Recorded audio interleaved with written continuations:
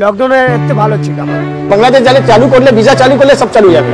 এই এরিয়া তো হোটেল বন্ধ হতে পারে, অনেক বাজার খারাপ, এরকম বাজার কখনো দেখিনি।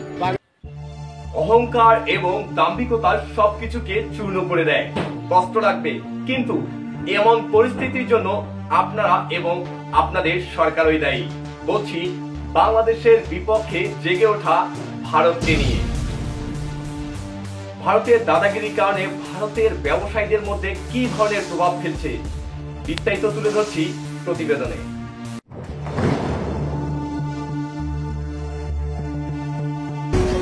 এমনি 10 বছর ধরে গাড়ি চালাচ্ছি, এই যে এরকম যে বাজার হচ্ছে এরকম কখনো দেখিনি।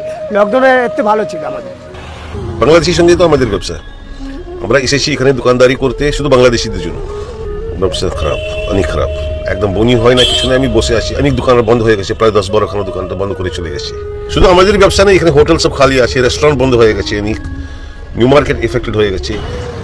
প্রচুর প্রচুর প্রচুর এখানে খুব ভালো সেল হতো, জামা কাপড় যা কিছু, এই হোটেলে খাওয়া, এদিকে ওদিকে যত আছে সব खूब भालो। आते थे यहाँ शॉपिंग करने के लिए, बहुत सारा शॉपिंग करने के लिए, लेकिन वो वीजा गवर्नमेंट दे नहीं रही है, तो इसलिए बांग्लादेशी आ नहीं रहे। और बिजनेस यहाँ से पूरा न्यू मार्केट तक बिजनेस पूरा समझ जाइए, बिजनेस पूरा खत्म एकदम लो, एकदम निचले स्तर पे है। বাংলাদেশ যারা চালু করলে, ভিসা চালু করলে সব চালু যাবে। হ্যাঁ, বাংলাদেশ না ভিসা চালু করলে বন্ধ থাকবে। বাংলাদেশের জনগণ হাসিনাকে অভিশপ্ত বলে আখ্যা দিয়েছেন। হাসিনা যেখানে যাবে সেখানেই বরবাদ হবে, জ্বলে পুড়ে ছারখার হবে। ভারতের আজকের এই অবস্থার জন্য হাসিনা এবং মোদী সরকারই দায়ী।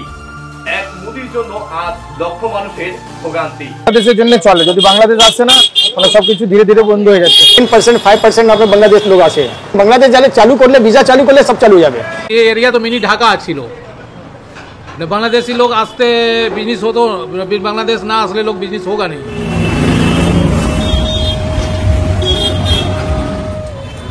আমাদের হোটেল বন্ধ হতে পারে, অনেক বাজার খারাপ, এরকম বাজার কখনো দেখিনি। বাংলাদেশ আসছে না, ভিসা দিচ্ছে না, তাই জন্য বাজার কম। প্রচুর ভিড় থাকে, ভিসা দিচ্ছে না, তাহলে ভিড় কিভাবে? এবার কোনো লোকই নেই, বাজার তো হবে কি করে? লোক আসলে তো বাজার হবে, কোনো লোকই আসছে না, বাংলাদেশ থেকে কোনো লোক নেই। 7-8 মাস ধরে যে ব্যবসার অবস্থা, খুব ভালো অবস্থা নেই। মার্কেট স্ট্রিটের অবস্থা, নিউ মার্কেট এরিয়ার অবস্থা খুব খারাপ। করোনা ওই অবস্থা ছিল না, করোনা আমাদের এর সাথে ব্যবসা ছিল। চ্যানেলটি এখনো সাবস্ক্রাইব করে না থাকলে সাবস্ক্রাইব করে বেল বাটনে ক্লিক করে পাশে থাকবেন। দেশের পরিস্থিতি যদি ভালো না থাকে তাহলে তো এদের পরিস্থিতি তো একই পর্যায়ে যাবে, সেটা তো স্বাভাবিক। গভর্নমেন্টের এটা উচিত, ভারত গভর্নমেন্টের, যে এই ভিসাটা কিভাবে কমিউনিকেট করে দেওয়া যায় এবং দুই দেশের মধ্যে সম্পর্ক গড়া যায়, সেটাই তার দৃষ্টি আকর্ষণ করা দরকার। মনে রাখবেন, সময় গেলে সাধন হবে না। পশ্চিম বাংলার জনগণকে বলবো, পরাধীন না থেকে স্বাধীন বাংলাদেশের সঙ্গে যুক্ত হন। বাংলাদেশের স্বাধীনতার স্বাদ গ্রহণ করুন।